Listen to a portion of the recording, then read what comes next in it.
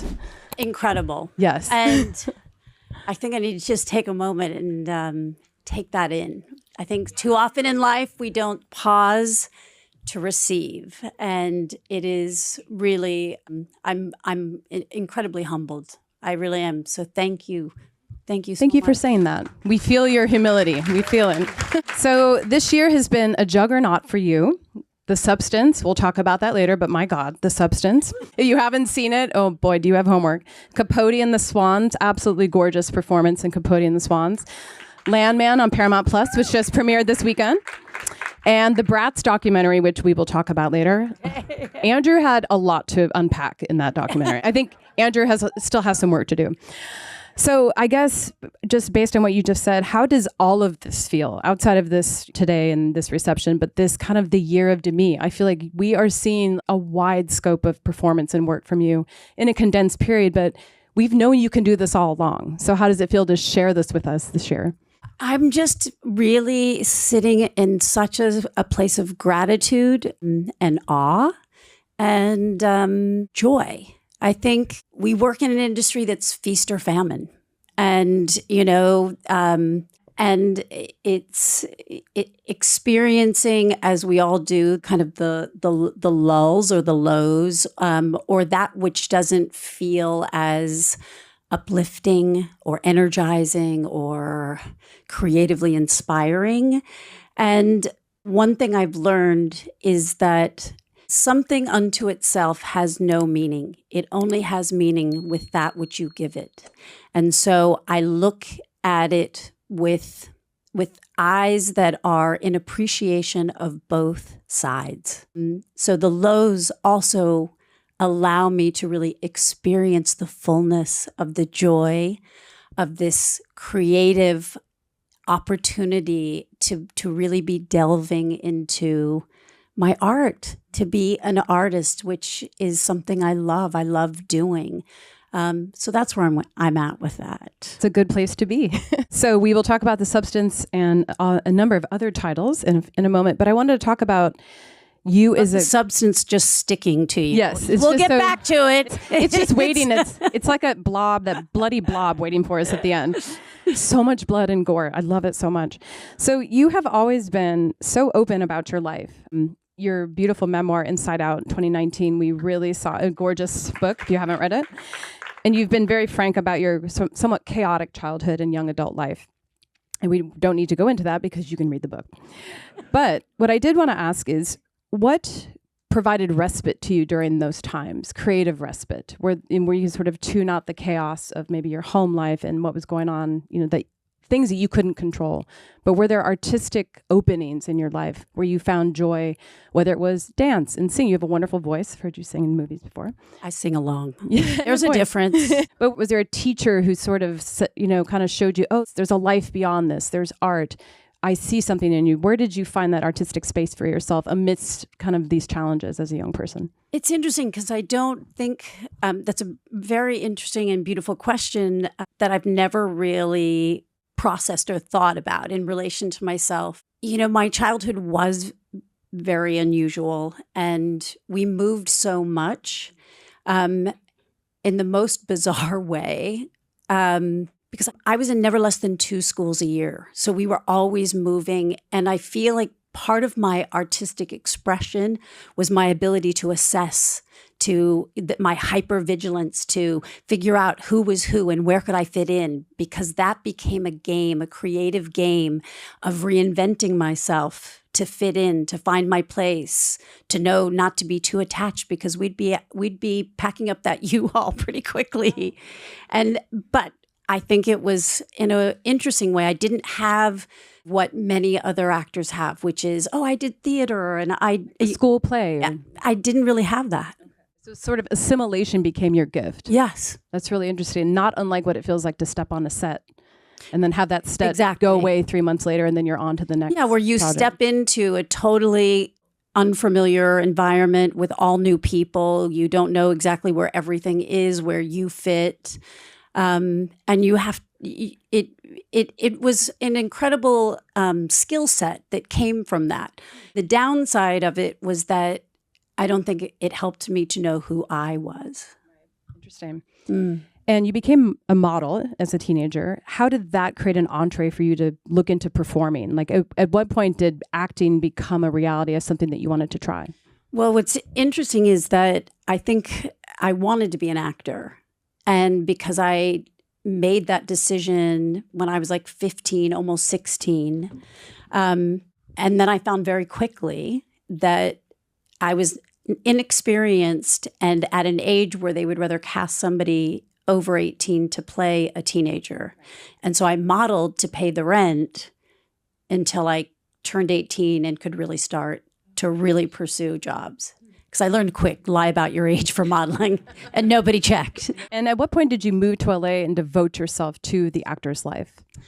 Well, I don't know. I mean, it is in my book, but,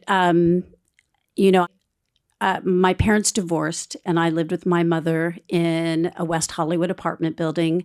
And I met a young actress who was just a few years older than I was, a German actress, and who was the most kind of incredible, embodied young woman I had ever encountered, considering I felt very awkward. And we became friends. She lived there also with her single mother, and she spoke English quite well, but wasn't confident in reading, and would ask me to read scripts aloud to her. And this was Nastasia Kinski. And I was waiting to see if it was somebody we'd know. Yes. So Roman Polanski had brought her over. She was studying and taking dance classes. And so it was my first kind of foray into the world, the possibility, combined with meeting someone. And I don't know if it was that she was European, so her sense of self was so much more comfortable than I could have ever imagined. And all I knew is I wanted what she had, even though I didn't know what it was. And the joy of falling into reading these stories aloud in this format really just kind of captivated me. And so she then ended up going back to Europe to make Tess. And I just said one day, I want to be an actor. What do you got to do? How does it work? You get headshots. You get an agent. How do you do that? Like, that was literally the path. Wow. That's so cool. So your first film, Choices. Yes. Have you seen this movie recently? No, I generally don't watch myself. So this little gem is on YouTube. Should you no. have the bandwidth, so grainy that it looks like it was shot on a print of a print of a print, you know, those like YouTube. But it's a very sweet teenage love story. It was shot in Simi Valley, and this was 1981. What do you remember about that production, and how did you feel actually getting a role? That must have been kind of scary as your first project. I mean, and I've said this before, I really came from the university of fake it till you make it. And, I moved out on my own just a few days after my 16th birthday. And so getting this job, if I really just take a moment and think back, what was that? I was terrified and doing everything possible to show that I could do whatever was asked, that I could figure it out. So you sort of probably enjoyed being directed. You sort of having somebody guide you. You didn't show up sort of like leading with your ego. You were really open to the experience. 100%. And what do you remember about your co-star, who I think he was a young man who was deaf, and you fall in love in the movie? Yeah, I mean, you're remembering more than I am. I haven't spent a lot of time on this one. I remember having to learn to play, not the violin, maybe the violin or the viola. Oh, the viola. Okay. Another skill set. Yes. Again, if you have the chance, just look up Choices Demi Moore on YouTube. Don't. There's a few that it's okay to just let go. That too. I wasn't even 18 yet on that one. You seemed very young and very believable as a teenager because you were a teenager. So I think a lot of us saw you for the first time in General Hospital. I do remember those years, 1982, and you played a character named Jackie. And I did not remember this until I revisited that you were a journalist. Yes. You were a magazine journalist who came to town to interview Laura of Luke and Laura fame. And this first clip is also on YouTube, should you have interest. And I soap operas because the stories that so many actors have about their time spent on them are so funny. I've talked to Matt Bomer, Bryan Cranston, Julianne Moore. They all have these incredible stories.